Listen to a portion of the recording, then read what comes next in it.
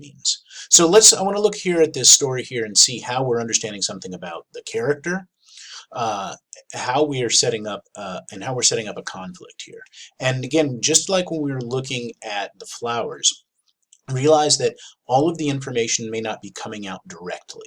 That is, the author is not necessarily telling us this is how old the person is, this is the race of the person, this is where they live. They're not necessarily telling us that directly, but if we look carefully, it is all there. And so again, that's where we feel like sometimes that authors are hiding things from us, but they aren't really hiding things. It's just that they may not be putting us directly, because that may disrupt the flow of the story. If every story is, this is a story about somebody who is 14 years old and who does, give that kind of background information, you're like, oh, that's kind of boring. I don't want to do that. So in the story, we're going to provide it in another way. So let's look at what we have here in the story, how the story begins. It says, back in the days when everyone was old and stupid or young and foolish, and me and Sugar were the only ones just right, this lady moved on our block with nappy hair and proper speech and no makeup. So some of the things that we have in here, everyone was old and stupid or young and foolish. So it gives you a sense about where this character is. This character thinks of herself, you'll find out that it's a girl, thinks of herself as being kind of in between people who are old and young, right? And what kind of age might that be? Almost like getting up towards pushing up against a teenager, maybe before teenager, 11, 12, something like that. And so that's where she's going to find herself, right? Also, it says something, everyone was old and stupid or young and foolish, and me and Sugar were the only ones just right.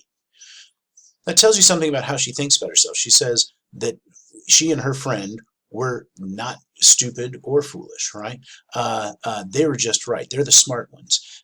That tells you something about that she has a certain kind of a confidence about her, right? And we're going to think about why that's important in the story. And then she says, this lady moved on our block. We'd looked before when we were looking at the Alice Walker story, we've got hen houses and pig pens, and so we know that we're out in the country. We've got a block here, so this suggests we're in the city. This lady moved on our block with nappy hair. Nappy hair, we don't know, refers specifically to, it's a term used in the African American community when people talk about hair that is kind of a little unruly, a little out of control. And so we can get the idea in here that she is black. So she's black and lives in the city, right? And then it talks about that this woman had proper speech and no makeup, and that says something maybe about our character as well, that she expects these women to wear makeup, and she's kind of mocking somebody who uses proper speech, and so that says something about her kind of language and where she might find herself.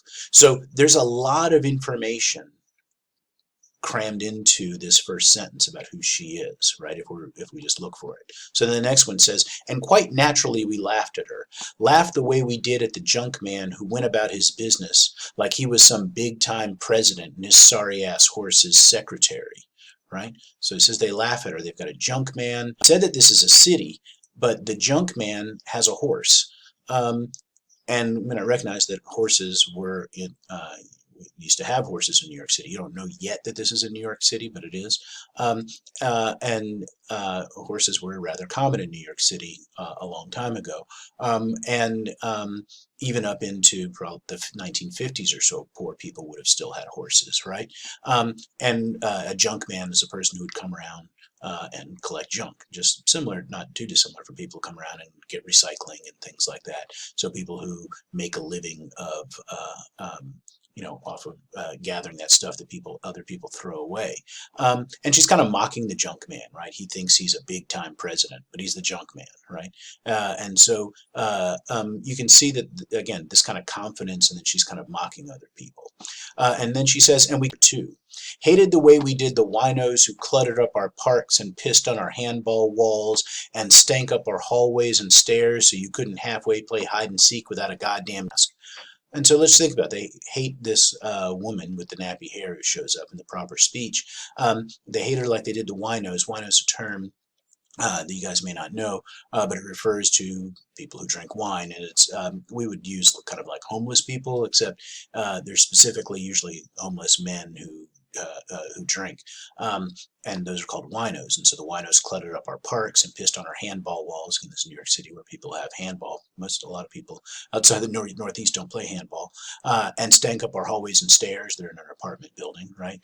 Play hide and seek without a goddamn gas mask. And she mentions hide and seek, and that says something about her age. And I think it's interesting to look in here to understand something about her character, that she plays hide and seek, which is pretty young, but she also curses and says things like "goddamn," right? And so that tells you something about maybe her age. I mean, again, I'd peg her maybe 11, 12, 11, something like that, maybe 10, somewhere around there. She's still probably elementary school, but pushing the upper limits of that, so that she can curse in this way, right? So again, a lot of interesting information about that. It seems a little contradictory, but it does tell you something about who she is. And then she says Miss Moore was her name, the only woman on the block with no first name, and she was black as hell, except for her feet, which were fish white and spooky.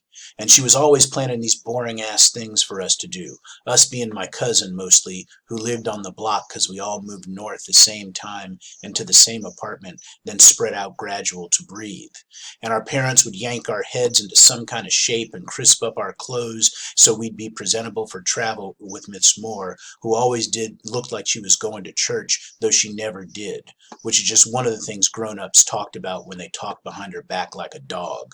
But when she came calling with some sachet she'd sewed up, or some gingerbread she'd made, or some book, why then they'd all be too embarrassed to turn her down and we'd get handed over all spruced up. She'd been to college, and said it was only right that she should take responsibility for the young one's education, and she not even related by marriage or blood. So we get this sense about what's going on with her. She doesn't like Miss Moore from the beginning. We see that Miss Moore has been to college, and says that she's supposed to educate them. This story, by the way, as I said, is called The Lesson, and she says she's going to educate them. So it's interesting to see what learning is going to potentially be going on here. And so we understand something about who our narrator is, right? We're going to learn later that her name is Sylvia. And we see something about Miss Moore, who seems, again, very proper, very different from Sylvia. And we're setting up a conflict here, right? We have two very different kinds of people. We can see from the beginning that Sylvia does not like Miss Moore, and doesn't like that her parents keep sending her off with this Miss Moore to do some, as she says, boring ass things, right? She doesn't like that. So that right there is a conflict, right? And so this is going to be a time where, as you'll go through the story, you'll see that Sylvia has to go on a trip with Miss Moore.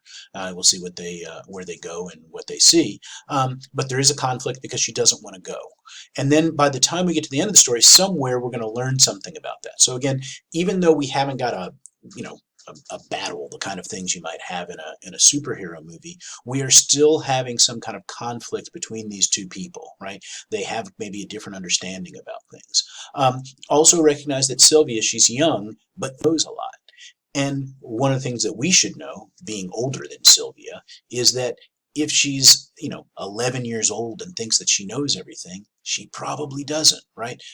Because we know when we were 11 years old, we might have thought we knew a lot of things, and then even 2 or 3 years later, we went, wow, we were really stupid back then, right? And so here's Sylvia at this age, thinking she knows a lot, running into having a conflict with Miss Moore, who is educated and who has been to college, and we're going to see what we learn from that interaction, how that conflict is going to play itself out by the time we get to the end, and what is the relationship between Sylvia as a character, Sylvia as a person, and the conflict that she is going to have with Miss Moore. So go ahead and read the rest of the story, and you can see how that plays out and then respond to the questions.